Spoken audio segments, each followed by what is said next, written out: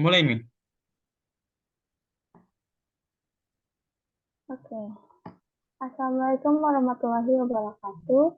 Kami dari kelompok 10 akan mempresentasikan hasil diskusi kami mengenai bab 7, yaitu jaringan saraf tiruan pada materi mata kuliah Artificial Intelligence yang beranggotakan yaitu Lasarman dengan NIM F1G19049, saya sendiri Valentin Eman Putri dengan NIM F1G1200111, teman saya yang bernama Muhammad Mirlani dengan NIM F1G1200027, Idul Adha dengan NIM F1G1200041, dan yang terakhir Zulfadli Rahman dengan NIM F1G1200055.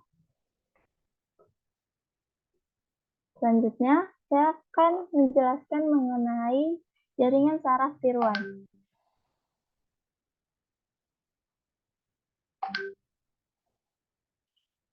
Baik, konsep jaringan saraf tiruan yaitu jaringan saraf tiruan adalah model matematika yang mengambil inspirasi dari cara kerja otak manusia. Yang kedua, jaringan saraf tiruan digunakan untuk berbagai aplikasi seperti pengenalan pola, prediksi, dan klasifikasi. Yang ketiga, jaringan saraf tiruan terdiri dari banyak neuron dan bobot yang disesuaikan untuk memperbaiki pengenalan pola. Yang keempat, bobot jaringan saraf tiruan disesuaikan dengan melakukan proses pembelajaran atau training.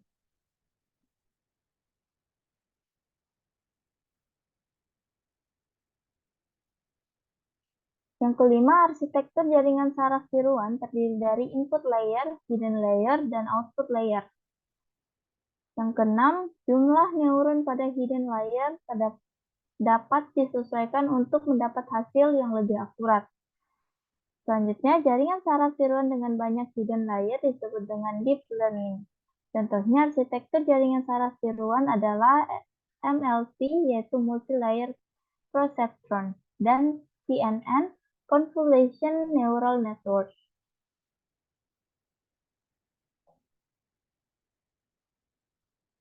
Jaringan saraf tiruan dibentuk sebagai generalisasi model matematika dari jaringan saraf biologi, dengan asumsi bahwa pemrosesan informasi terjadi pada banyak elemen sederhana atau neuron. Sinyal dikirimkan di antara neuron-neuron melalui penghubung-penghubung. Penghubung antara neuron memiliki bobot yang akan memperkuat atau memperlemah sinyal. Untuk menentukan output, setiap neuron menggunakan fungsi aktivasi, biasanya bukan fungsi linear, yang dikenakan pada jumlahan input yang diterima. Besarnya output ini selanjutnya dibandingkan dengan suatu batas ambang atau threshold. Jaringan saraf tiruan dikarakteristikan oleh 3 hal berikut. Yang pertama, pola hubungan antar neuron atau disebut arsitektur jaringan. Yang kedua, metode untuk menentukan bobot penghubung atau disebut metode training atau learning atau algoritma. Yang ketiga, fungsi aktivasi. Selanjutnya akan dibacakan oleh teman saya yaitu Muhammad Mirlani. Baik, terima kasih. Selanjutnya itu konsep JS. Sebagai contoh, neuron Y pada gambar berikut, di mana di sini ada neuron Y, di mana ada inputan yaitu X1, X2, dan X3, dan di sini dihubungkan menggunakan W1. W1 ini adalah bobotnya.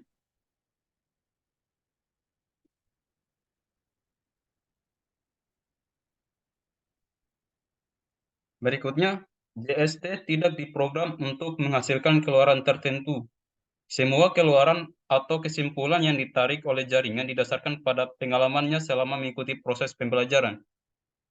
Pada proses pembelajaran, ke dalam JST dimasukkan pola-pola input dan output.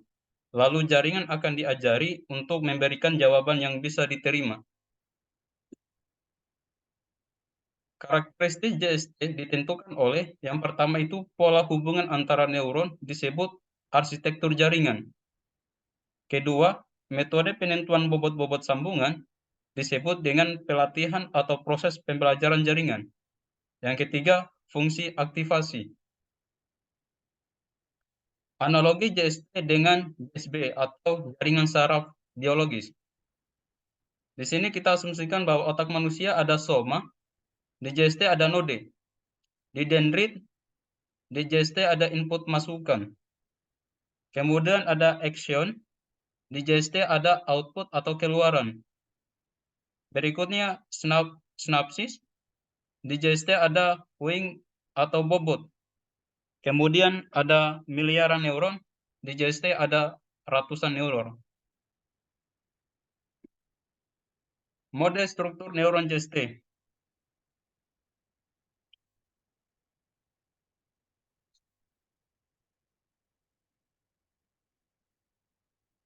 Arsitektur JST. Yang pertama yaitu jaringan dengan lapisan tunggal atau single layer net. Yang kedua, jaringan dengan banyak lapisan atau multi-layer net. Ketiga yaitu jaringan dengan lapisan kompetitif atau competitive layer net. Yang pertama yaitu jaringan dengan lapisan tunggal atau single layer net. Ciri-cirinya yang pertama, hanya memiliki satu lapisan dengan bobot-bobot terhubung. Jaringan ini hanya menerima input kemudian secara langsung akan mengolahnya menjadi output tanpa harus melalui lapisan tersembunyi. Yang kedua yaitu seberapa besar hubungan antara dua neuron ditentukan oleh bobot yang bersesuaian. Yang ketiga, semua unit input akan dihubungkan dengan setiap unit output. Gambar single layer, di mana di sini ada beberapa proses, di mana ada nilai input, kemudian ada lapisan input, matriks bobot, kemudian lapisan output, dan nilai output.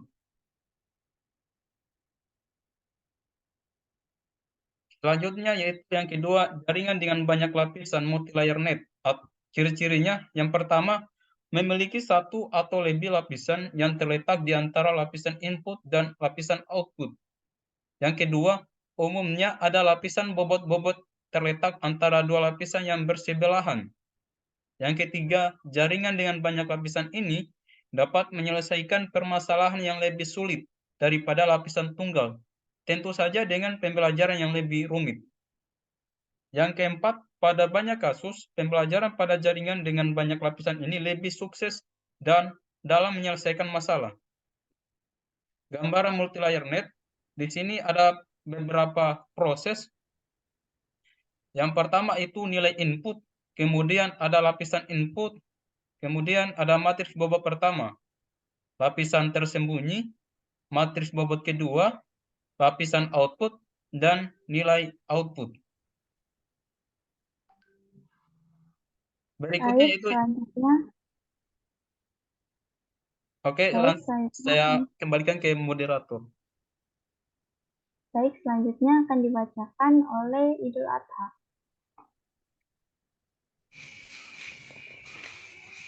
Baik, terima kasih. Yang ketiga yaitu competitive layer net. Pertama, pada jaringan ini, sekumpulan neuron bersaing untuk mendapatkan hak menjadi aktif. Kedua, umumnya hubungan antar neuron pada lapisan kompetitif ini tidak diperlihatkan pada diagram arsitektur. Ketiga, gambar berikut menunjukkan salah satu contoh arsitektur jaringan dengan lapisan kompetitif yang memiliki bobot N.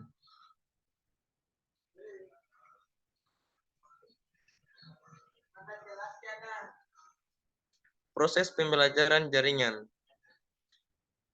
Cara belajar JST yang pertama yaitu ke dalam JST diinputkan informasi yang sebelumnya telah diketahui hasil keluarannya.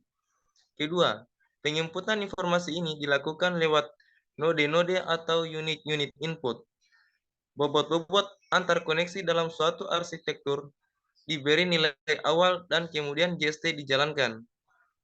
Ketiga, bobot-bobot ini bagi jaringan digunakan untuk belajar dan mengingat suatu informasi. Keempat, pengaturan bobot dilakukan secara terus-menerus dan dengan menggunakan kriteria tertentu sampai diperoleh keluaran yang diharapkan. Pada tahun 1988,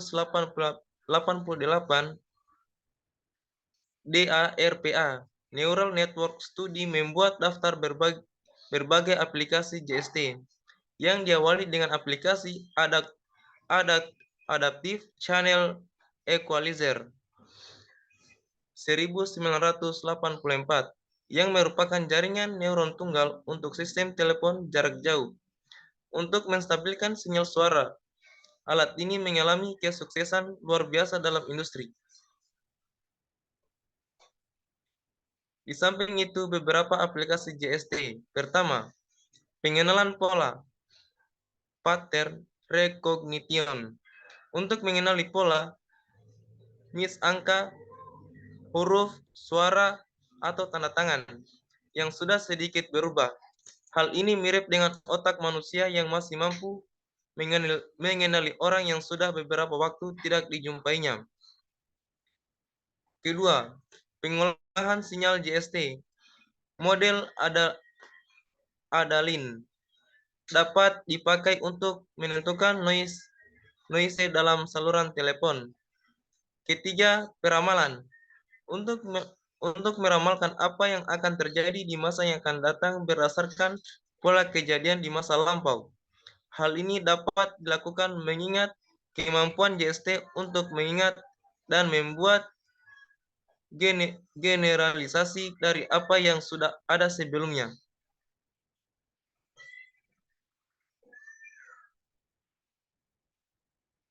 Aplikasi-aplikasi lain. Aerospace. Autopilot pesawat terbang akurasi tinggi. Simulasi jalur penerbangan, sistem pengendali pesawat, simulasi komponen pesawat terbang, detektor kerusakan komponen pesawat. Kedua, otomotif. Sistem pemandu otomatis, penganalisis aktivitas pengemudi. Ketiga, perbankan. Membaca cek dan dokumen, evaluasi aplikasi kredit. Keempat, pertahanan.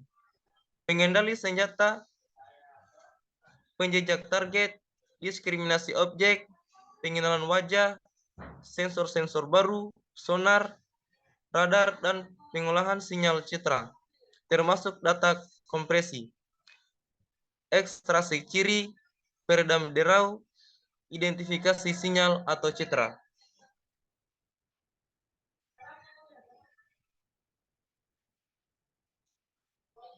Berikutnya elektronik, prediksi sekuens kode, tata letak integrated circuit, kontrol proses, analisis kerusakan chip, machine vision, sintesis suara, permodelan non-linear.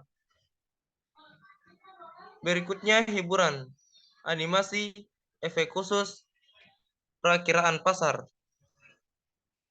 Selanjutnya keuangan, taksiran harga properti, penasihat kredit, pemeriksaan hipotek, korporate bond rating, analisis kredit, program penjualan, portofolio, analisis finansial keuangan, prediksi harga valuta.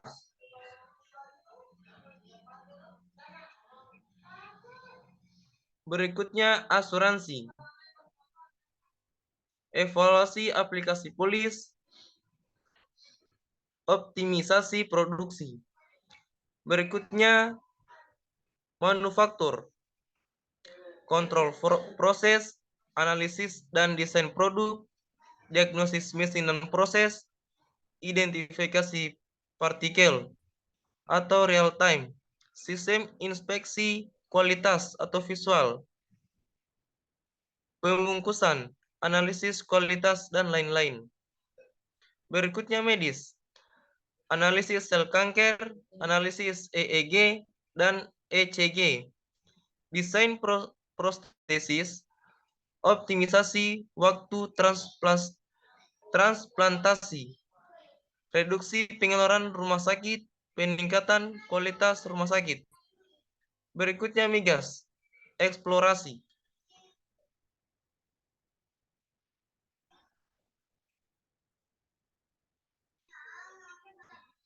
Selanjutnya robotik, kontrol trajektori robot pengangkat, sistem penglihatan.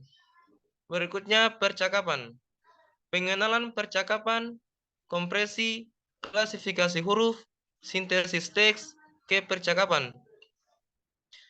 Berikutnya sekuritas, analisis pasar, automatic bond rating, sistem pelaporan perdagangan saham. Berikutnya telekomunikasi, kompresi citra dan data, pelayanan informasi otomatis, penerjemah otomatis, sistem pemroses pembayaran rekening. Berikutnya transportasi, sistem diagnosis rem, penjadwalan, penentuan rute.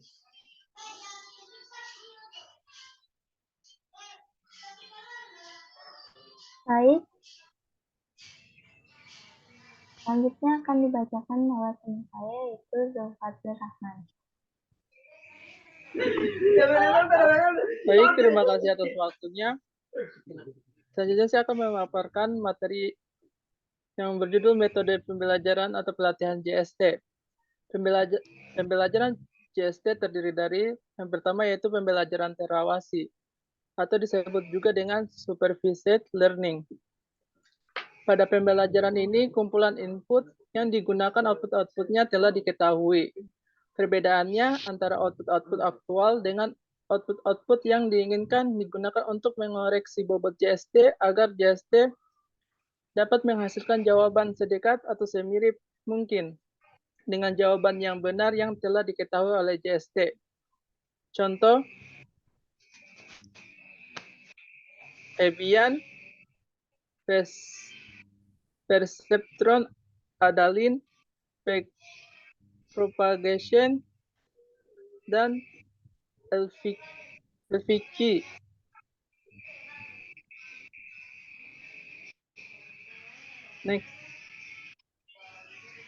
Next.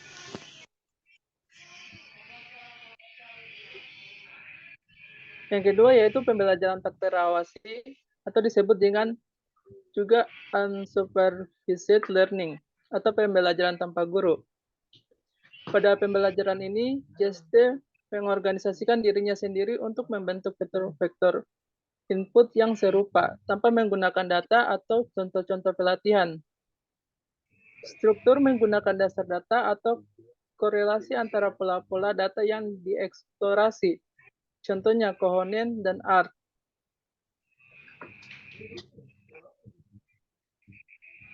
Yang ketiga yaitu gabungan pembelajaran terawasi dan tak terawasi atau hibrid. Merupakan kombinasi dari kedua pembelajaran tersebut. Bagian dari bobot-bobotnya ditentukan melalui pembelajaran terawasi dan sebagian lainnya melalui pembelajaran tak terawasi.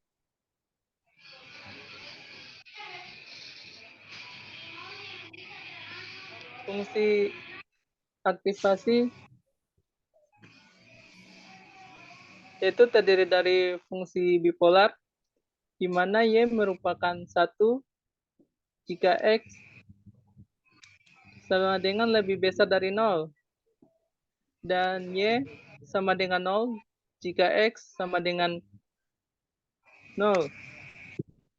Dan Y sama dengan min 1 jika X lebih kecil dari 0. Yang kedua yaitu fungsi bipolar dengan threshold, di mana Y sama dengan 1 jika X lebih besar sama dengan 0. Yang kedua yaitu Y sama dengan min 1 jika X kurang dari 0. Selanjutnya yaitu fungsi linear atau identitas, di mana Y sama dengan X. Kemudian yaitu fungsi sigmoid atau biner, di mana Y sama dengan Fx sama dengan 1/1 ditambah E pangkat min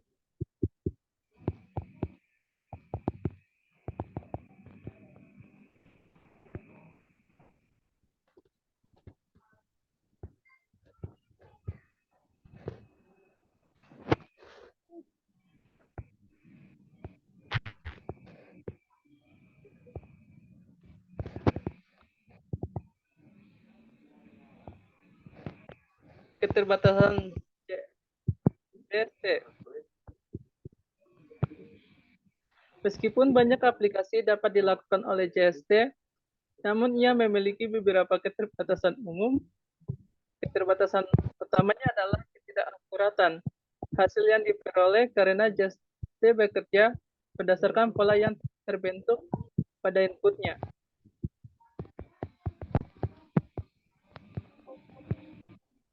Baiklah, mungkin itu saja.